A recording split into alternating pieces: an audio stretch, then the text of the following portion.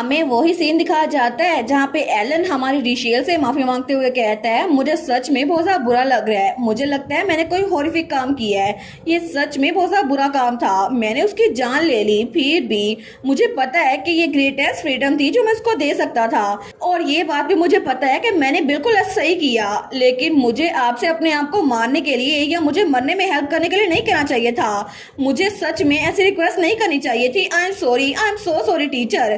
तो हमारी हीरोइन उसको देखती है, वो कहती है मैं आपकी अपॉलॉजी को एक्सेप्ट करती हूँ मास्टर एलन। तो एलन कहता है क्या सच में ऐसे ही? हमारी हीरोइन कहती है बिल्कुल, क्योंकि मुझे आपकी अपॉलॉजी में सिंसियरिटी नजर आ रही है। तो एलन कहता है तुम मुझे बस ऐसे ही अल्फाज के जरिए तसल्ली नहीं दे सकती, तो मुझे ऐसे ही माफ नहीं कर सकती। हमारी रिशेल उसके पास बैठते हुए कहती है मास्टर एलन। वो कहता है क्या हुआ? हमारी हीरोइन कहती है क्या मैं पूछ सकती हूँ कि आपने वहां पर मिस्टर कैमरॉन की रिक्वेस्ट को कबूल क्यों किया था? आपने कहा ये बहुत हॉरिफिक था, फिर भी आपने उसकी जान क्यों ली? तो एलन कहता है क्योंकि ये ऐसी चीज थी जो मुझे ही करनी थी, क्योंकि ओटिस फैमिली के मेंबर के तौर पर सिर्फ मैं उसके लिए यही कर सकता था। हमारी हीरोइन सोचती है जो चीजें हम कर सकते हैं हमें वो करनी चाहिए। मुझे लगा था कि मेरी जिंदगी में पेन के अलावा कुछ भी नहीं है, लेकिन इस वक्त मुझे इसको तसल्ली देनी चाहिए। तो हमारी हीरोइन कहती है आपको पता है मास्टर एलन, क्या आप मेरे लिए एक फेवर करेंगे? तो एलन कहता है फेवर? मुझे बताओ क्या बात है? तो रिशेल वो कहती है प्लीज अपने आप से प्यार करे। तो वो उसकी तरफ देखता है, वो कहता है क्या? हमारी हीरोइन कहती है एक बार मेरे एक टीचर ने मुझसे कहा था कि अगर हमें दूसरों से प्यार करना है ना तो सबसे पहले खुद से प्यार करना चाहिए। ऑनेस्टली मेरे लिए समझना बहुत ज्यादा मुश्किल था, मुझे लगा था आखिर कोई मेरे जैसे इंसान से प्यार कैसे कर सकता है और मैं खुद से प्यार कैसे कर सकती हूँ, क्योंकि मुझ में चाहे जाने के कुछ भी काबिल नहीं है। लेकिन एक बार हम लोग बाटन छोड़ के चले गए तो मैं हर एक चीज करूंगी जिससे मुझे खुद से प्यार हो जाए, क्योंकि जब मैं अपने फादर से आफ्टर लाइफ में मिलूंगी तो मैं उनको बताना चाहूंगी कि मैंने अपने आप को चेंज किया, मैंने वो सब कुछ किया जो जिंदा रहने के लिए जरूरी था, और जब मेरे मॉम और डैड मुझसे आफ्टर लाइफ में मिलेंगे तो मैं सच में उनको बताना चाहूंगी कि मेरी जिंदगी बहुत अच्छी थी। लेकिन तब वो सोचती है ऐसी बातें करना थोड़ा एम्बैरेसिंग लग रहा है। तो तब वो सोचती है मुझे पता है कि ये बात ये जानता है कि हम दोनों ही इस मुसीबत में फंसे हुए हैं, इस बाटन में हमारे लिए कुछ भी नहीं रखा और हम लोग यहाँ पे कभी भी मर सकते हैं। लेकिन वो उसको कहती है इसलिए हम लोग इसको इकट्ठे ट्राई करेंगे। अपने आप से नफरत मत करें मास्टर एलन, अपने आप को हर एक चीज के लिए ब्लेम ना करें, ये सच में बहुत ज्यादा पेनफुल है। तो तब एलन कुछ नहीं बोलता। हमारी रोज सोचती है ये जवाब क्यों नहीं दे रहा। वो कहता है तुम्हारे बारे में क्या टीचर? हमारी रिशेल कहती है क्या? वो कहता है क्या तुम भी मुझसे प्यार कर सकती हो? तो रिशेल उसको देखती है, वो कुछ बोलती नहीं है। तो एलन कहता है क्या? वो कहता है नहीं नहीं मेरा ये मतलब नहीं था, मैं कोई अजीब तरीके से नहीं कह रहा था, मेरा मतलब था क्या सच में मैं भी प्यार करने के काबिल हूँ, मेरा बस यही मतलब था एक इंसान के तौर पर, मैं सच में कुछ ऐसा वैसा नहीं कह रहा था। हमारी हीरोइन कहती है मुझे लगा आप गुस्से में थे। वो कहता है क्या? तो रिशेल कहती है मुझे लगा था आप कहेंगे कि आखिर तुम्हारे जैसे इंसान को कौन ही पसंद कर सकता है, और देखो सही मुझे तसल्ली दे रही हो, हम दोनों यहाँ पे फंसे हुए हैं, मुझे ऐसा ही लगा था और मुझे लगा था शायद मेरे अल्फाज ने आपको ऑफेंड कर दिया हो, लेकिन आपने अभी क्या बोला? तो एलन कहता है नहीं नहीं भूल जाओ उसको। तो रिशेल उसको देखती है, वो कहती है मास्टर एलन। तो एलन कहता है हाँ। हमारी हीरोइन कहती है मैं आपको पहले ही बहुत ज्यादा पसंद करती हूँ। तो एलन उसकी तरफ देखते हैं बड़ा हैरान होकर। रिशेल कहती है आप बहुत ज्यादा अच्छे इंसान है, बहुत ज्यादा काइंड है और आप में स्ट्रॉन्ग सेंस ऑफ रिस्पॉन्सिबिलिटी भी है, आपने मुझे करेज दी कि मैं कुछ भी कर सकती हूँ, इसी वजह से इस दुनिया में कोई भी सिंगल रीजन नहीं है कि आपसे प्यार ना किया जाए, और इसी वजह से मुझे आप बहुत ज्यादा अच्छे लगते हैं। तो उसकी बात सुनकर एलन थोड़ा सा ब्लश करने लग गया था। वो कहता है सच में मैं तुम्हारी बात का कुछ जवाब नहीं दे सकता। हमारी हीरोइन कहती है मुझे ये ना बताइएगा आपको इस बात पे यकीन नहीं है, मैं सच में हार्ट हूँ, मैंने सच बोला था, इसमें बिल्कुल झूठ नहीं था। और वो मुंह फुला लेती है। तो हमारा एलन उसको देखता है, वो कहता है मैं जानता हूँ, मुझे इतना तो पता ही था कि तुम सच बोलती हो और मैं ये बात जानता हूँ। लेकिन तभी वो उसकी तरफ थोड़ा हाथ बढ़ाता है और दोनों की उंगलियां टच होती है। वो स्माइल करते हुए कहता है इसी वजह से मैं चाहता हूँ कि आप मेरे आसपास रहें। तो हमारी उन कहती है अच्छा लेकिन फिर आप मेरी रिक्वेस्ट को पूरा करेंगे, आप मेरे फेवर को पूरा पूरा करेंगे? आपने मुझे जवाब नहीं दिया। वो कहता है ठीक है। और नेस्ली मैं इतना कॉन्फिडेंट नहीं हूँ, लेकिन अगर मैं कोई ऐसा हूँ जिसको तुम पसंद कर सकती हो तो फिर मैं खुद को भी पसंद कर सकता हूँ। तो हमारी हीरोइन सोचती है आखिर ये कन्वर्सेशन ऐसे कैसे चली गई, लेकिन मुझे लगता है कि मेरा चेहरा थोड़ा रेड हो गया है। तो एलन कहता है आखिर आप इतनी सरप्राइज क्यों लग रही हैं? हमारी हीरोइन कहती है नहीं कोई बात नहीं है। तो एलन उसको देखते हुए कहता है टीचर आपका चेहरा थोड़ा रेड है, क्या आप थक गई हैं? आपको बुखार तो नहीं हो क्या? हमारी टीचर कहती है नहीं मुझे बुखार नहीं हुआ, बस यहाँ पे बहुत ज्यादा गर्मी है ना। इसके अलावा आप क्या कहने वाले थे मास्टर एलन? तो एलन कहता है कोई बात नहीं, मुझे बस एक चीज तंग करी है। आखिर तुम मुझे ये बताओ कि रोजर को तुम रोजर कह के बुलाती हो, लेकिन मुझे जब भी बुलाती हो मिस्टर ओटिस, मास्टर एलन या फिर यंग मास्टर कह के बुलाती हो। वो कहती है क्या? वो कहता है मेरा मतलब है तुम रोजर को उसके नाम से बुलाती हो, जैसे तुम दोनों क्लोज हो। और जब भी तुमने बात की है ना, तुमने हमेशा यही कहा है कि मैं रोजर से रिवेंज लूंगी, लेकिन मेरे साथ हमेशा तुम इतनी फॉर्मल क्यों होती हो? मुझे एलन कह के क्यों नहीं बुलाती? रिशेल कहती है असल में वो क्योंकि आप भी तो मुझे टीचर कह के बुलाते हैं ना। वो कहता है हाँ वो तो तुम टीचर ही हो। तो हमारी हीरोइन कहती है इस बारे में आप क्या कहेंगे फिर? तो वो बेचारा वो कहता है मुझे लगा था कि शायद हम दोनों इतने क्लोज नहीं है ना, और मैं तुम्हारे क्लोज होना भी नहीं चाहता था। रिशेल कहती है लेकिन वो क्यों? वो कहता है क्योंकि मैं नहीं चाहता था मेरी वजह से आप इस जगह को छोड़ के ना जाए, और अगर आप इस जगह पे मेरी वजह से रुकी ना तो मुझे बहुत ज्यादा बुरा लगेगा। तो रिशेल कहती है मास्टर एलन मैं सच में एक अच्छी इंसान बनना चाहती हूँ। वो कहता है अच्छी इंसान अचानक से? हमारी हीरोइन कहती है मैंने हमेशा से अपने आप को नापसंद किया है, मैं यहाँ पर कावर्डली आ गई, मैंने हमेशा दूसरों को अवॉइड किया, मेरे रेग्रेट्स बहुत ज्यादा डीप है, लेकिन मुझे किसी इंसान ने तसल्ली दी थी कि मुझे आगे जिंदगी में बढ़ना चाहिए। और वो रोजर को याद कर रही थी जहाँ पे उसने रोज गार्डन में बैठ के उसको तसल्ली दी थी, लेकिन बाद में उसको याद आता है जब उसकी मॉम उनकी जान गई थी। वो सोचती है मुझे बहुत सारे रेग्रेट्स है, स्पेशली मेरी मॉम के बारे में, और मेरे फादर के स्माइल करता हुआ चेहरा उससे मुझे हमेशा करेज मिलती है। लेकिन तब वो कहती है मास्टर एलन इसीलिए मैं चाहती हूँ कि मैं आपके साथ मिलकर एक अच्छी इंसान बन सकूं, इसलिए आज से मैं आपको एलन कह के बुलाया करूंगी। तो अब से हम दोनों क्लोज हो गए हैं है ना, आप भी मुझे रिशेल कह के बुला सकते हैं। तो एलन वो भी स्माइल करता है, वो कहता है ठीक है, तो आगे से मैं भी तुम्हें रिशेल कहूंगा और तुम भी मुझे तुम कह के बुलाया करो। वो कहती है ठीक है, और दोनों हाथ मिलाते हैं। तो एलन कहता है रिशेल एक बार हम इस मीनार से निकल गए तो पता नहीं कितना टाइम लगेगा, लेकिन क्या तुम मुझे अपनी कहानी बताओगी, अपनी पूरी लाइफ की? तो रिशेल हंसते हुए कहती है बिल्कुल मैं जरूर बताऊंगी। वो कहता है हाँ जैसी मर्जी कहानी हो मुझे सुननी है तुम्हारे मुंह से। और उसके बाद वो दोनों वहाँ बातें करके थोड़े पुरसुकून हो गए थे। तो वो कहती है बिल्कुल हम लोग हमेशा इकट्ठे रहेंगे, इसी वजह से मैं सच में चाहती हूँ कि हम लोग इस मैंशन से निकलने के बाद बहुत सारी जगह घूमे। और तब ऐसे ही इधर उधर की बातें करने के बाद हमारी हीरोइन कहती है आखिर रोजर्स क्या सोच रहा है? वो कहता है किस सेंस में? हमारी हीरोइन कहती है कितना अजीब है, उसको पता है कि हम लोग 4th फ्लोर तक पहुंचने वाले हैं तो फिर भी वो हमें रोकने के लिए नहीं आया। तो एलन कहता है मैंने तुम्हें बताया था वो बास्टर्ड एक परवर्ट है जिसको इस सिचुएशन को एंजॉय करने में मजा आता है, पहले वो हमें पूरी आजादी देगा जैसे हम इस सब से बच सकते हैं, लेकिन आखिरी मोमेंट पे आकर वो सब कुछ बर्बाद कर देगा। उसकी इंटेंशन का मुझे नहीं पता। और रोजर तो हमेशा से बिल्कुल ऐसा ही था, वो एक ऐसी टाइप है जो एक मोमेंट स्माइल करता है लेकिन दूसरी मोमेंट उसी टाइम पर उसी चीज की वजह से तुम्हारे मुंह पर थप्पड़ मार देगा। हमारी उन कहती है सच में एक थप्पड़? मतलब आपके साथ ये सब कुछ बहुत बार होता रहा है? हमारा हीरो कहता है बिल्कुल। तो हमारी हीरोइन कहती है लेकिन मुझे लगता है कि रोजर के पास 4th फ्लोर की की होगी। वो कहता है मैं उम्मीद करता हूँ सिर्फ उसी के पास ना हो, बाकी लोग के पास भी हो। हमारी हीरोइन सोचती है मैंने कभी भी रोजर के पास कोई कीज देखी तो नहीं है, लेकिन अगर ऐसा ही है तो मुझे लगता है कि मिसिस ओटिस एलन की मदर के पास भी वो की होगी। लेकिन तभी वो इस प्लान को झड़क देती है, लेकिन तब वो सोचती है नहीं मुझे एलन से इस बारे में बात नहीं करनी चाहिए, और वैसे भी पुराने जमानों को खुदेरने का कोई फायदा नहीं है। वो कहती है एक्चुअली में मीनार की कीज किसके पास होती हैं? तो एलन कहता है वेल अगर रिंग ऑफ कीज की बात है वो तो हेडमेड के पास होगी। हमारी कहती है हेडमेड मतलब हम उससे ले सकते हैं है ना? तो तब उन्होंने डिसाइड किया था कि एलन वो हेडमेड की कीज चुराएगा। तो तब उसने कहा था तुम बस इंतजार करा, जैसे ही मुझे कीज मिल गई तो हम लोग कल 4th फ्लोर पे जाएंगे। और तब अगले दिन सुबह के वक्त हमारी रिशेल वो तैयार होकर अपने कमरे से बाहर निकलती है। वो सोचती है आखिर मैं क्या करूं, मुझे लगता है कि अभी वही सिचुएशन थोड़ी डिफरेंट है, और अब तो सुबह के 8 बज गई हैं, अब तो ब्रेकफास्ट की ट्रॉली यहाँ पर आ चुकी होगी, लेकिन वहां पर वो ट्रॉली गायब थी क्योंकि उन्होंने कल रात शेफ की जान जो ले ली थी। वो सोचती है लगता है आज हमें खाना नहीं मिलने वाला और शेफ से हमने छुटकारा हासिल कर लिया है। तो इसी वजह से मुझे खुद जाकर खाना लेके आना पड़ेगा। लेकिन उसको नींद भी आ रही थी क्योंकि कल की पूरी रात वो सोई नहीं थी। तो वो सोचती है बच्चों के लिए भी खाना लेकर आती हूँ। लेकिन तभी पीछे से बच्चे आते हैं। वो कहते हैं टीचर आप यहाँ पर क्या कर रही हैं? हमारी हीरोइन कहती है मैं तो पैनी और नीरू के लिए ब्रेकफास्ट लेकर आने वाली थी, तुम लोग अपने रूम में मेरा इंतजार करोगे, टीचर थोड़ी देर में वापस आ जाएंगी। लेकिन तभी वो बच्चे वो स्माइल करते हुए कहते हैं फ्लेम की सेंट गायब हो चुकी है। तो हमारी हीरोइन को देखती है वो जल्दी से अपने कमरे में भाग गए थे। रिशेल कहती है पैनी नीरू तुम लोग को भूख नहीं लगी? तो वो लोग वहां पे ड्राइंग करना शुरू कर देते हैं। वो कहते हैं क्या भूख? बिल्कुल भी नहीं, हमें खाने की कोई जरूरत नहीं है। दूसरा कहता है बिल्कुल बिल्कुल हमें खाने की कोई जरूरत नहीं है। रिशेल उनको देखती है लेकिन तभी उसकी नजर वहां उनकी बनाई हुई तस्वीर पे पड़ती है जहां पर दरमियान में आग थी और इर्द गिर्द बहुत सारे लोग थे।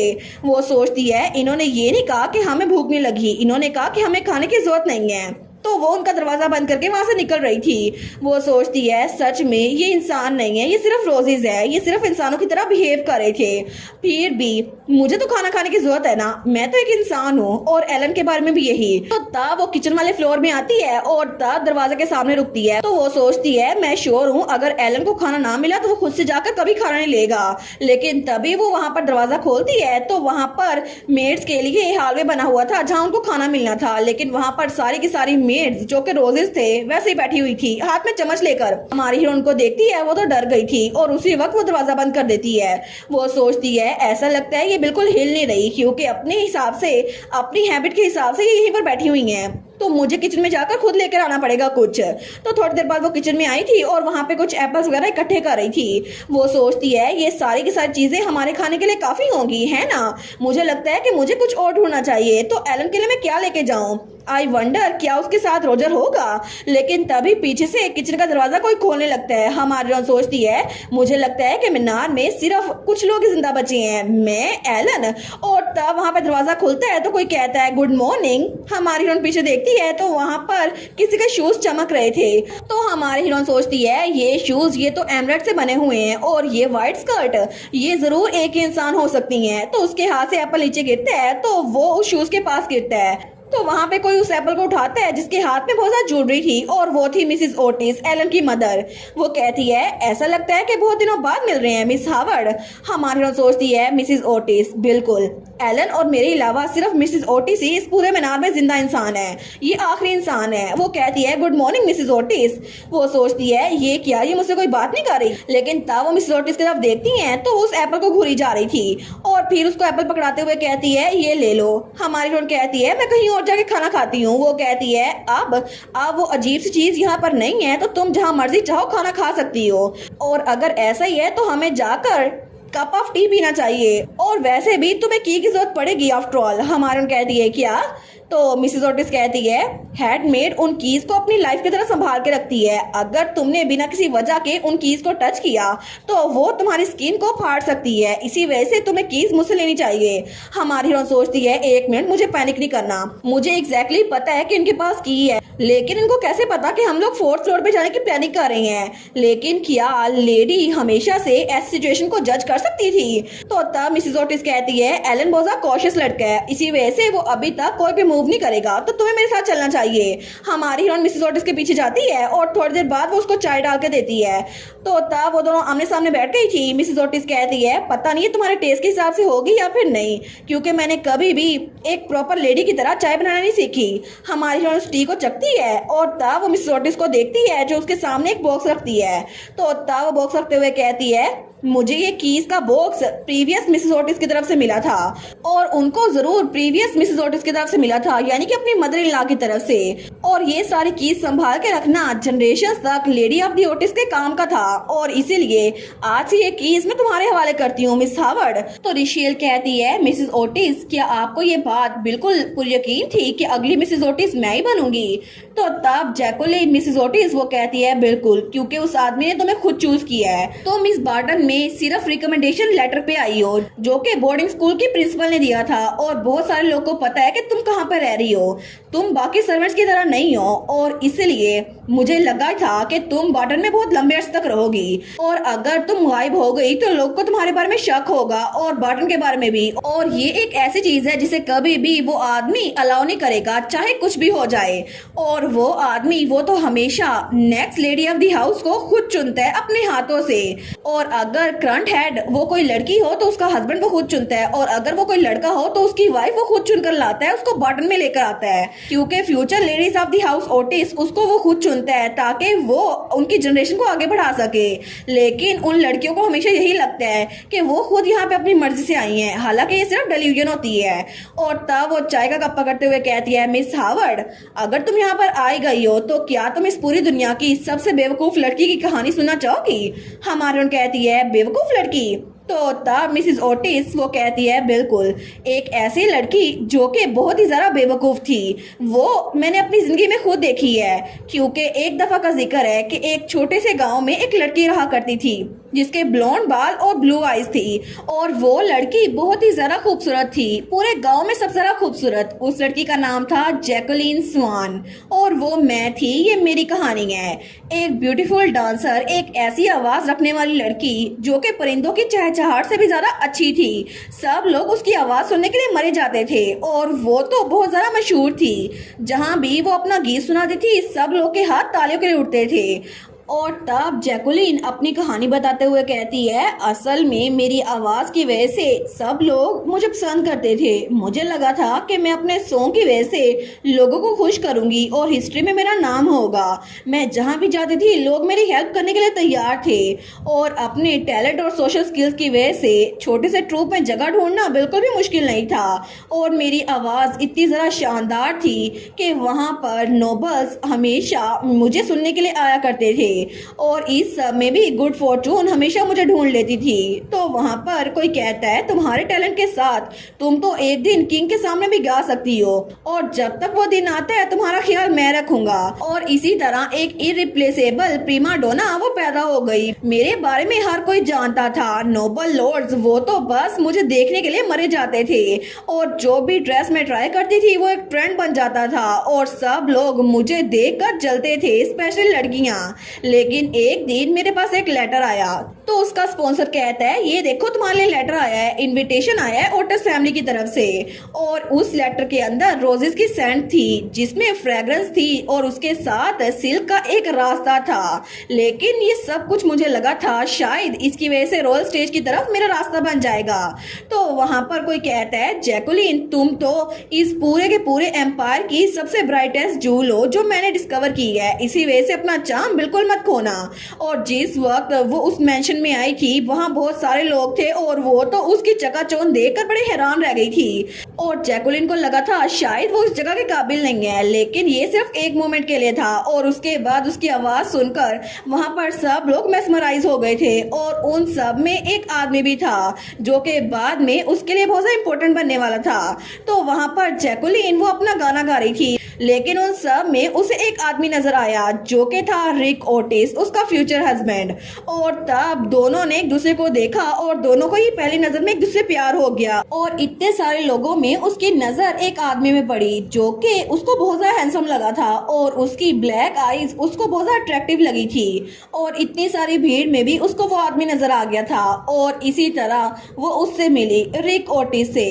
तो तब वो बताती है, रिक ओटिस, ओटिस फैमिली का इकलौता बेटा, और हमारी आंखें बार बार मिली। उसके बाद तीसरे दिन हम लोगों ने इकट्ठे गार्डन में सैर की, और चौथे दिन हमने इम्प्टी हालवे में डांस किया। हम दोनों बहुत ज़्यादा खुश थे। पांचवें दिन उसने वहाँ पर पियानो प्ले किया, और मैंने वहाँ पर सॉन्ग गाया, लेकिन ये सब कुछ बहुत ज़्यादा अच्छा लग रहा था। और आठवें दिन हर एक को ये बात पता चल गई कि हम दोनों एक दूसरे में इंटरेस्टेड है। मास्टर ऑफ ओटिस फैमिली वो तो ब्यूटीफुल प्रीमा डोना उसके प्यार में पड़ चुका है। बैंक्वेट जो कि 5 दिन तक रहनी थी वो 10 दिनों तक चली गई और सब लोग को ये बात कंफर्म हो गई थी कि रिक ओटिस को प्रीमा डोना से प्यार हो गया है और रिक ओटिस ने उसको प्रपोज भी कर दिया। लेकिन जैकुलिन इसके लिए थोड़ा सा हेस्टेट कर रही थी क्योंकि उनका स्टेटस डिफरेंस बहुत ज़्यादा बड़ा था। लेकिन उसने उसका हाथ थाम लिया क्योंकि वो चाहती थी कि वो भी किससे चाही जाए और उसने जल्दी उसके प्रपोजल को एक्सेप्ट कर लिया। और उन्हीं दिनों में ये सब कुछ स्टार्ट हो गया। तो वहाँ पे उसका स्पॉन्सर आते हुए कहता है, तुम बेवकूफ़ी कर रही हो जैकुलिन, तुम एक स्टार हो, तुम्हें ऐसे ही अपने करियर को पीछे छोड़कर किसी लड़के के पीछे नहीं जाना चाहिए। तो जैकुलिन कहती है, प्लीज़ ऐसा मत करे सर, मुझे सच में लगता है कि वो अच्छा इंसान है, मैं खुश रहूंगी। तो उसका स्पॉन्सर कहता है, तुम पछताओगी जैकुलिन, तुम जरूर पछताओगी। तो जैकुलिन कहती है, मैं उससे प्यार करती हूँ, मुझे सच में फेम से ज्यादा प्रीशियस कोई इंसान मिल चुका है, प्लीज सर मुझे ब्लेसिंग दे। लेकिन उसके स्पॉन्सर ने उसको ब्लेसिंग नहीं दी थी और वो वहां से लौट गया था। वो कहता है, तुम प्यार में अंधी हो गई हो। और जब वो वहां से गया तो जैकुलिन को बहुत ज्यादा बुरा लगा और तब उसके दिल में बहुत बड़ा गम था। लेकिन जल्द ही उसे लगा कि वो अपने प्यार की वजह से सब कुछ हासिल कर सकती है। और फाइनली वो दिन भी आ गया जब उनकी शादी होनी थी। लेकिन रिक ओटिस वहां पर अपना सर थाम के बैठा था। तो जैकुलिन उसके पास आती है, वो कहती है, रिक तुम तो बहुत ज्यादा काम रहे हो, आखिर हुआ क्या है? तो रिक कहता है, सब लोग हमें देख रहे हैं, वो मेरा मजाक उड़ा रहे हैं, एक बार हम लोग उस शादी के हाल में गए उसके बाद सब कुछ बदल जाएगा। और ये म्यूजिक, ये तो हमारे फ्यूनरल का म्यूजिक है। तो जैकुलिन कहती है, सब लोग यहाँ पर हमारी शादी को सेलिब्रेट करने के लिए आए हैं और ये म्यूजिक बहुत ज्यादा अच्छा है हमारे फ्यूचर के लिए, हम लोग नई जिंदगी शुरू करेंगे। लेकिन तभी रिक उसकी तरफ देखते हैं तो जैकुलिन थोड़ा सा परेशान हो गई थी क्योंकि रिक के एक्सप्रेशन बिल्कुल अच्छे नहीं थे। वो कहता है, मैंने बहुत बड़ा गुनाह किया है जैकुलिन, मैं एक सिनर की फैमिली से हूँ। तो वो कहती है, आखिर तुम ऐसी बात कैसे कर सकते हो हमारी शादी के दिन? तो रिक कहता है, मेरी जैकुलिन प्लीज एक बात याद रखना, मैं सच में तुमसे बहुत ज्यादा प्यार करता हूँ, ये सब कुछ जो मैं कह रहा हूँ बिल्कुल सच है, ये उसने मुझसे कहने को नहीं कहा, ये सब कुछ मेरी अपनी मर्जी से हो रहा है, मैं तुमसे प्यार करता हूँ। तो जैकुलिन वो सोचती है, एग्जैक्टली वो था कौन जिसकी ये बात कर रहा है? मुझे ये बात बाद में पता चली क्योंकि तब तक हमारी शादी हो चुकी थी। तब वो वहाँ हालवे में बैठी हुई थी। तब रिक उसकी गोद में सरकते हुए कहता है, मुझे माफ कर दो जैकुलिन, मैंने तुम्हें पहले नहीं बताया, मुझे माफ कर दो, ये सब कुछ ऐसे ही होना था, मैंने तुम्हें ये सब कुछ पहले नहीं बताया। लेकिन रोजेस का सच उसके सामने खुल गया था और वो रोजेस उसके सामने हंस रहे थे। लेकिन उसने उसको रूल्स भी बता दिए थे। वो कहता है, इसके बदले में तुम्हें जो चाहिए तुम बॉटल में कर सकती हो, मैं तुम्हें हर एक चीज दूंगा जो तुम्हें चाहिए, क्वीन के पास भी जो चीजें नहीं है वो भी तुम्हारे पास होंगी। लेकिन जैकुलिन सोचती है, बार्टन सच में मैं इस ट्रेजेडी में फंस चुकी हूँ, लेकिन नहीं, मैं इसको बर्दाश्त नहीं करूंगी। तो वो रिक का चेहरा ऊपर करती है जिसकी आंखों में आंसू थे। वो कहती है, हम बार्टन को मिलकर चेंज करेंगे। वो कहता है, ये इम्पॉसिबल है, हम कभी भी उससे छूट के नहीं जा सकते। तो जैकुलिन कहती है, तुम्हें उसे डरने की जरूरत नहीं है रिक, सिर्फ तुम्हारे डर की वजह से वो तुम पे काबू पाता है। हमें इस अथॉरिटी को यूज करना होगा। इस ओटिस फैमिली के असल मास्टर हम लोग हैं, बार्टन के मास्टर हम लोग हैं। हमें बार्टन के दरवाजे को खोलना होगा ताकि सब लोग आ सके। हमें उसको पीछे धकेलना होगा, हमें उसे बताना होगा कि हम लोग उससे डरते नहीं हैं। लेकिन कुछ ही दिनों बाद हमारा रोजर उसके सामने आया था। तो तब जैकुलिन उसको देखकर डर गई थी। लेकिन रोजर स्माइल करते हुए कहता है, जैसा आप चाहें वैसा कर सकती हैं मिसेस ओटिस। और तब उसने ऐसा ही किया था, उसने बार्टन के दरवाजे खोल दिए थे आम लोगों के लिए। उसने लोग को इनवाइट किया, बहुत सारी सोशल पार्टीज की और सब लोग वहां आके एंजॉय कर रहे थे। लेकिन कुछ ही अरसे बाद एलन पैदा हो गया जो कि बहुत ही ज्यादा खूबसूरत था, जो बिल्कुल अपनी मॉम की तरह दिखता था और उसने रिक से भी बहुत ज्यादा अच्छे फीचर्स लिए थे। और एलन तो बहुत ज्यादा अच्छा बच्चा था, वो एक्सट्रोवर्ट था, हमेशा लोगों से बात करता था। उसने वहां पर ट्रेडिशन को पीछे धकेल कर एलन को हाई सोसाइटी में इंट्रोड्यूस करवाया और इसके अलावा वो इंसानी सर्वेंट्स को बार्टन में लेकर आई और सब लोग बहुत ज्यादा खुश थे। वो भी, रिक भी, एलन भी और उनके ट्विंस भी, सब कुछ अच्छा चल रहा था। 13 सालों तक सब लोग बिल्कुल खुश थे, कुछ भी गलत नहीं हुआ था। उसे लगा था उसकी जिंदगी ऐसे ही रहेगी। लेकिन उसके बाद बिल्कुल अचानक से कुछ चेंज हो गया। तो तब वो चिल्ला के वहां पर रोजर के पास आती है, उसको कॉलर पकड़ते हुए कहती है, तुमने क्या किया? आखिर तुमने मेरे बच्चों के साथ क्या किया? तो रोजर कहता है, क्या बात है मिसेस ओटिस, सच में आप तो बड़ा गुस्सा कर रही हैं इतनी सी बात पर। तो वो कहती है, इतनी सी बात, तुम्हें लगता है इतनी सी बात है, तुमने मेरे बच्चों के साथ क्या किया? पेनी और नीरू मेरे बच्चे वो नहीं है, वो गायब हो चुके हैं। उनकी जगह वो जो कोई भी है वो मेरे बच्चे नहीं लग रहे, वो ऐसा लगता है सिर्फ उनकी कॉपी कर रहे हैं। आखिर तुमने मेरे ट्विंस के साथ क्या किया? वो छोटे से बच्चे थे, वो सिर्फ 6 साल के थे, अब वो मेरे बच्चे नहीं रहे। तो तब वहां पर उसके पास रोजर आता है और उसके कान में कहता है, ओ डियर, आप तो अभी से डर गई। इतनी सी बात पर आपने तो सिर्फ अपने कुछ बच्चे ही खोए हैं। तो तब जैकुलिन कहती है, इतनी सी बात, तुम्हें लगता है इतनी सी बात है? तो रोजर कहता है, आप इतनी भी भोली मत बने मिसेस ओटिस, मैंने आपको कहा नहीं था कि आप कुछ भी कर सकती हैं, लेकिन आपने खुद ही कहा था आपको मुझसे डरने की जरूरत नहीं है। लेकिन फिर आखिर अब मेरे सामने आप काम क्यों रही हैं? तो जैसे ही जैकुलिन उसकी तरफ देखती है तो उसे रोजर का असली चेहरा नजर आ जाता है और वो खिड़की के बाहर उस आंख को भी देखती है जो कि पूरे के पूरे जंगल में और पूरे के पूरे मैंशन में फैल गई थी। वो सोचती है, इसकी नजर, ये तो मुझे ऐसे देख रहा है जैसे हम लोग से डॉल हाउस में हैं और ये बाहर से तमाशा देख रहा है। वो कहती है, तुम इस सारे वक्त में सिर्फ अभी का इंतजार करे थे, है ना? तुम एग्जैक्टली तब का इंतजार करे थे जब हम लोग बहुत ज्यादा खुश हों और तुम हमें डिस्पेयर में कंप्लीटली धकेल दो। वो कहता है, आपकी डिस्पेयर तो मेरे लिए बहुत ज्यादा इंपॉर्टेंट है जैकुलिन ओटिस, लेकिन आपको सच में लगता है मैडम ओटिस कि आपकी सफरिंग से मुझे मजा आएगा? बाय द वे, एलन तो आजकल बहुत ज्यादा खुशी से इस मेंशन में घूमता फिर रहा था, लेकिन मुझे लगता है इतना काफी नहीं था। 12 साल उसके लिए ये सब कुछ काफी था कि उसने ये जिंदगी अच्छे से गुजार ली, लेकिन उसको सिखाने का टाइम हो चुका है। मुझे लगता है कि अब से एलन की एजुकेशन की जिम्मेदारी मैं उसको पीछे नहीं छोड़ सकता। तो वो कहती है, नहीं प्लीज एलन, नहीं प्लीज मेरे बेटे एलन को टच मत करो, मैं तुमसे भीख मांगती हूँ। वो कहता है, मैं आपके रिक्वेस्ट को पूरा नहीं कर सकता। एलन बहुत ज्यादा हेल्दी और स्ट्रांग हो गया है, इसी वजह से ट्विंस की कोई जरूरत नहीं है। वो कहती है, प्लीज रोजर, प्लीज प्लीज मेरी बात मान जाओ, एलन को छोड़ दो। वो कहता है, रिक भी बिल्कुल ऐसे ही मुझे देख के कांपा करता था, वो तो हमेशा मुझे देखकर ऐसे कांपता था और पीछे छुप जाता था, लेकिन एलन वो तो बड़ा कॉन्फिडेंट लगता है मुझे और मैं देखता हूँ कि कब तक उसका ये कॉन्फिडेंट वो कायम रहता है, आखिर वो कब तक ये सब कुछ बर्दाश्त कर पाएगा। लेकिन उसके बाद उसने एलन को कमरे में बंद कर लिया और उसको एजुकेशन दे रहा था, लेकिन वो बहुत ब्रूटल एजुकेशन थी। और फिर जैकुलिन जल्दी से भागकर रिक के पास जाती है। वो कहती है, प्लीज मेरी हेल्प करो, उसने हमारे बच्चों के साथ क्या किया है? पेनी और नीरू वो तो जिंदा लग ही नहीं रहे। तो वो कहता है, जैकुलिन काम डाउन। तो जैकुलिन कहती है, एलन भी उसके हाथों में आ चुका है, प्लीज हमारे बच्चे को बचाओ। तो रिक कहता है, मैं भी सफर कर रहा हूँ जैकुलिन, तुम ये बात जानती हो, मैंने तुम्हें बताया था ना कि वो हमारे साथ ये सब कुछ करने वाला है। तो जैकुलिन कहती है, क्या मतलब, तुम हमारे बच्चों की हेल्प नहीं करोगे? वो कहता है, मैंने तुम्हें कहा था कि हम कभी भी उसकी पकड़ से निकल नहीं सकते, ये सब कुछ ऐसे ही हो रहा था, मैंने तुम्हें ये सब कुछ पहले बता दिया था जैकुलिन, आखिर अब तुम मुझसे ऐसे क्यों कह रही हो? तो जैकुलिन उसको कुछ समझ नहीं आ रही थी। वो कहती है, हमारा एलन, हमारी पेनी और नीरू वो दोनों वो मर चुके हैं, एलन उसके हाथों में है, तुम्हें लगता है कि ये सब कुछ ऐसे छोड़ देंगे? तुम इतने रिस्पॉन्सिबल कैसे हो सकते हो? तो वो चिल्ला कहता है, मैं भी सफर कर रहा हूँ जैकुलिन, लेकिन मैं कुछ नहीं कर सकता। ओटिस फैमिली में पैदा होने वाले हर एक इंसान का यही मुकद्दर है और तुम्हें यहाँ पर लाया गया था मेरे लिए, क्योंकि ये सब कुछ मेरे साथ भी हो रहा है, मेरे फादर के साथ भी यही हुआ था और उनके फादर के साथ भी, और अब एलन के साथ भी यही होगा। तो वो रोते हुए कहती है, रिक ओटिस मेरी बात का जवाब दो, तुम हमारे बच्चों को बचाते क्यों नहीं हो? वो कहता है, हम लोगों ने 13 साल बहुत ज्यादा अच्छे से गुजारे, बहुत ज्यादा खुश रहकर, लेकिन बस यही सोचो कि वो हमारी जिंदगी थी, अब जो कुछ भी होगा उसको हम बदल नहीं सकते, और मैं कभी भी अपनी जिंदगी में इतना खुश नहीं हुआ जितना उन 13 सालों में था, मेरे लिए बस यही काफी है, मुझे माफ कर दो जैकुलिन, लेकिन मैं कुछ नहीं कर सकता। मैं तुम्हें इसके अलावा बहुत ज्यादा लग्जरी दे सकता हूँ, बहुत ज्यादा दौलत दे सकता हूँ, क्योंकि तुम इसी वजह से तो यहाँ पर आई थी ना? वो कहती है, क्या मैं इस वजह से यहाँ पर आई थी?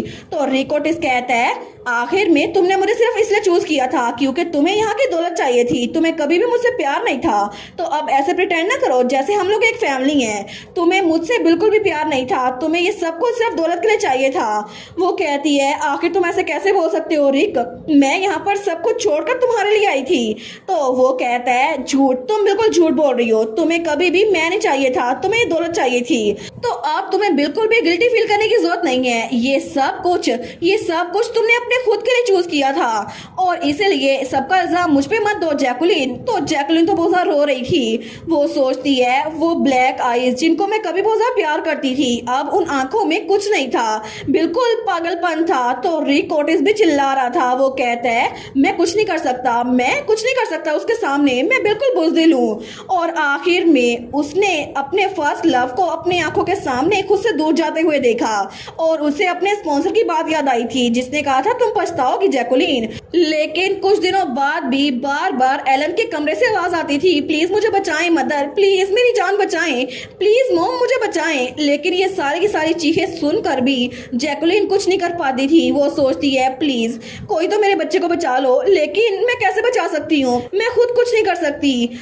अगर मैं उसको बचा नहीं सकती तो क्या क्या मैं पागल भी नहीं हो सकती? नहीं, मुझे सोचना होगा ये सब कुछ सिर्फ एक स्टेज है, जैसे ये ड्रामा चल रहा है, मुझे अपने बच्चों पे गिव अप करना होगा। मुझे लगता है ये सब कुछ मुझे वैसे एंजॉय करना चाहिए जैसे स्टेज पे एंजॉय करते हैं। ये सब कुछ असलियत में नहीं हो रहा और मैं बस अपनी लाइफ में रहूंगी, अपने डिलीजन में। और प्रेजेंट में ये सब कुछ बताते हुए वो बहुत ज़्यादा हंस रही थी। वो कहती है सच में ये बहुत ज़्यादा फनी है ना टीचर? तुम्हें नहीं लगता वो लड़की जिसने अपने ख्वाबों को, अपने फ्यूचर को छोड़ दिया एक ऐसे लड़की के लिए जिसे वो प्यार करती थी, जिसके लिए उसने डेविल से लड़ाई की थी, फिर भी आखिर में उसके साथ ये सब कुछ हुआ। मुझे लगता है ये सब कुछ बहुत ज्यादा अच्छा होता अगर वो लड़की सच में मर जाती, वो बेवकूफ लड़की। लेकिन आखिर में वो बिल्कुल नहीं मरी और ना ही उसका दिमाग खराब हुआ, क्योंकि उसके पास इस बार्टन मैंशन की चाबियां थी और mistress of the Otis family का एक ही रोल था। अगर head of the Otis family गायब हो जाए तो लेडी ऑफ द हाउस का मेन काम होता है पब्लिक अपीयरेंस को कायम रखना। आफ्टर ऑल तुम कभी भी एक खाली पोजीशन पर किसी लाश को नहीं छोड़ सकते। इसी वजह से मेरा यही काम था। जिस वक्त मैंने ये चाबियां तुम्हारे हाथ में दे दी मेरा काम खत्म हो गया, अब मैं आजाद हूँ। हमारून कहती है वो कहती है मुझे पता है तुम कभी भी मिसेस ओटिस बनने की इंटेंशन नहीं रखती है ना। हमारी हीरोइन कहती है क्या आपको पता था? वो कहती है मैं जानती हूँ, मुझे पहले से पता है कि तुम और एलन कुछ प्लान कर रहे हो, लेकिन केयरफुल रहना, तुम्हें ये बात याद रखनी होगी। वो हर एक चीज जानता है, उसे पता है तुम लोग क्या कर रहे हो। अगर तुम लोग अभी तक इतनी दूर पहुंच चुके हो तो ये सिर्फ इसलिए था क्योंकि उसने तुम्हें परमिशन दी थी। उसके चाहे बगैर कुछ नहीं हो सकता, वो सिर्फ तुम लोग को चेक कर रहा है और आखिर में तुम्हारे साथ भी वैसा ही होगा जैसा मेरे साथ हुआ था। और जैसे कि मैंने कहा था मिस रिशेल हॉवर्ड, अब ये सारी जिम्मेदारी तुम्हारे नाम, अब ये चाबियां मैं तुम्हारे नाम करती हूँ। और तब उसकी ब्लू आइज हमारी हीरोइन को देखती है तो हमारी हीरोइन बहुत ज्यादा परेशान होकर मिसेस ओटिस को देखती है। तो तब मिसेस ओटिस उसके हाथ में वो चाबियां पकड़ा चुकी थी।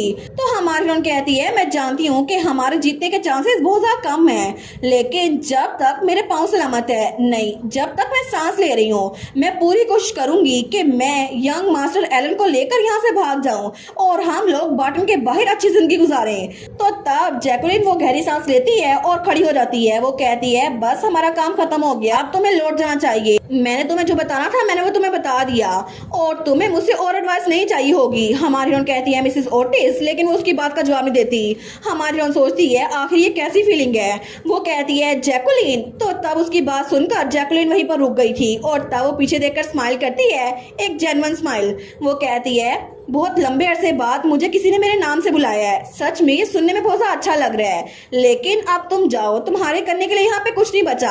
हमारी कहती है जैकुलिन, लेकिन तब वो कहती है एक आखिरी बात, मुझसे प्रॉमिस करो कि तुम एलन उसकी हेल्प करोगी। प्लीज मेरे बजाय एलन का ध्यान रखना। मेरा बेटा, मैं उसके लिए कुछ नहीं कर पाई, लेकिन प्लीज रिशेल हॉवर्ड तुम उसकी जान बचा लेना। और तब ये कहकर वो वहां से चली गई थी। लेकिन दूसरी तरफ हमें हालवे का सीन दिखा जाता है। तो एलन सोचता है आखिर यहाँ पर रोजर मुझे नजर क्यों नहीं आ रहा, क्या वो हमें इग्नोर कर रहा है या फिर वो जानबूझकर हमें 4th फ्लोर पे जाने के लिए इनविटेशन दे रहा है। फिर भी मुझे चीजें समझ नहीं आ रही। तो तब वो वहां पर हेडमेड को देखता है जो गुजर रही थी। वो सोचता है चाबियों का गुच्छा इसके पास ही है, मुझे लगता है कि अभी मुझे चाबियां चुरानी चाहिए। लेकिन तभी पीछे से कोई आता है और उसको बुलाने लगता है। तो एलन जैसे ही भागने लगता है तो रिशेल थी वहां पर और 3 सेकंड 2 सेकंड और 1 सेकंड बाद वो तो उछल जाता है। वो कहता है तुम यहाँ पर क्या कर रही हो? हमारी हीरोइन कहती है माय गुडनेस, क्या मैंने तुम्हें डरा दिया? वो कहता है नहीं मुझे आइडिया नहीं था तुम यहाँ पर हो, लेकिन इसके बारे में बाद में बात करेंगे, मैं अभी जाकर चाबियां लेकर आता हूँ। हमारी रिशेल कहती है नहीं तुम्हें जाने की जरूरत नहीं है, अच्छा हुआ मैं पहले ही आ गई, चाबियां मेरे पास है। वो कहता है क्या आखिर तुम्हें ये चाबियां कैसे मिली? लेकिन थोड़ी देर के बाद वो लोग स्टडी में आ गए थे। तो तब हमारा हीरो कहता है, एक मिनट, क्या तुम अकेले किचन में गई थी? तुम्हें पता भी है ये कितना डेंजरस है? रिशेल कहती है, वेल हम लोग भूखे तो नहीं मर सकते थे ना।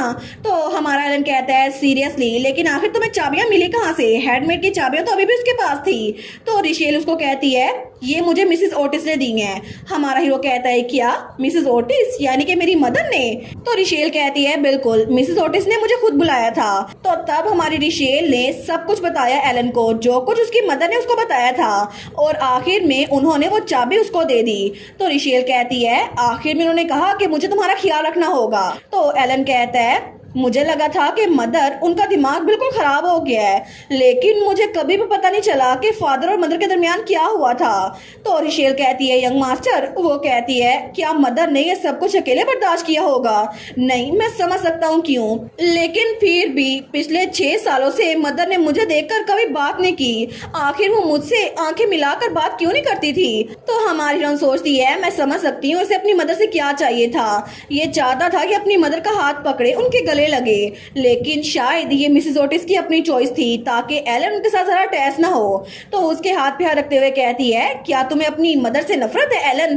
तो एलन कहता है, मैं नहीं जानता, मुझे खुद नहीं पता कि आखिर जब मैं उनसे मिलूंगा तो कैसे चेहरा बनाऊंगा, लेकिन मैं सच में अपनी मदर से मिलना चाहता हूँ। तो रिशेल स्माइल करते हुए कहती है, अगर ऐसा है फिर भी मुझे लगता है कि तुम्हें उनसे बात करनी चाहिए, क्योंकि वो बचपन से लेकर अब तक तुम्हें बहुत अच्छा समझती थी और तुम्हें बहुत पसंद करती थी। और दूसरी तरफ हमें जैकुलिन दिखा जाती है। तो रिशेल कहती है, एक बार हम ओटिस फैमिली से फ्री हो गए तो तुम अपनी मदर के साथ जिंदगी गुजार सकते हो। तुम्हारी मदर भी फाइनली फ्री हो जाएगी, और तुमने और ट्विंस ने अपनी मदर के साथ जो टाइम गुजारा वो हमेशा तुम्हें याद रहेगा। तो हमारा एलन कहता है, बिल्कुल, ट्विंस के साथ और मदर के साथ मुझे बहुत अच्छा लगता था। वो सच में बहुत अच्छी मदर थी। मेरी जिंदगी के 12 साल उनके साथ बहुत अच्छे गुजरे, लेकिन अभी के लिए हमें उस पर फोकस करना चाहिए जो हमारे सामने है। रोजर, वो तो 4th फ्लोर पे रात के वक्त रुकता है, तो हम लोग वहां पर नहीं जा सकते, लेकिन अगर हम लोग 6 बजे के बाद सुबह वहां पर चले गए तो क्या पता रास्ता खुल जाए। तो दोनों एक दूसरे की तरफ देखते हैं। तो एलन कहता है, ठीक है, रात के 1 बजे फिर से मेरी स्टडी में आ जाना। हमारा कहती है, ठीक है। और तब शाम के वक्त जब वहां पे शाम होने वाली थी, हमारे हीरो ने लैंप पकड़ लिया था। वो सोचती है, आज के दिन सब कुछ खत्म हो जाएगा।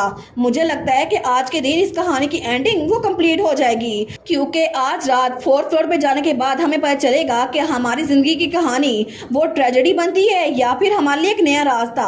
मे भी रोजर वहां पे ना हो, लेकिन अगर वो वहां पर हुआ फिर भी हम कुछ ना कुछ कर सकते हैं। लेकिन तभी हमारी रिशेल की अलमारी में से किसी की आवाज आती है। कोई बार बार उसकी अलमारी में से दरवाजा बजा रहा था। वो कहते हैं, टीचर टीचर। रिशेल सोचती है, ट्विंस आखिर यहाँ पर क्या कर रहे हैं? मुझे लगता है कुछ गड़बड़ है। तो तब वो अपनी अलमारी खोलती है तो बच्चे दोनों रो रहे थे। हमारी रोन कहती है, क्या हुआ है? तो दोनों बच्चे उसका बाजू पकड़ते हुए कहते हैं, टीचर, एक्सप्लेन करने का बिल्कुल टाइम नहीं है, हमें आपकी हेल्प चाहिए। मदर को जाकर देखें अभी के अभी। मदर के साथ जरूर कुछ गलत है, प्लीज टीचर उनको जाकर देखें। और दोनों बच्चे बहुत ज्यादा रो रहे थे। तो रिशिया सोचती है, क्या मिस जैकुलिन? लेकिन आखिर उनके साथ क्या? मिसेस ओटिस से अभी मैं सुबह तो मिली थी, आखिर उनको क्या हुआ है जो बच्चे इतने ज्यादा टेंशन में लग रहे हैं? हालांकि ये इंसान नहीं है, फिर भी इनके दिल में अभी भी असली ट्विंस वाली फीलिंग्स है। तो क्या इसका मतलब है मिसेस ओटिस वो खतरे में है? और इसी के साथ ये वाला पार्ट यहीं पर ख़त्म। तो आप लोग बताइएगा आप लोग को ये पार्ट कैसा लगा, और वीडियो को लाइक और चैनल को सब्सक्राइब लाजमी कीजिएगा। बाकी वीडियोस का लिंक भी स्क्रीन पर नज़र आ रहा होगा, तो काइंडली उनको भी चेकआउट कर ले। और thank you so much for watching my videos. Stay safe, bye bye.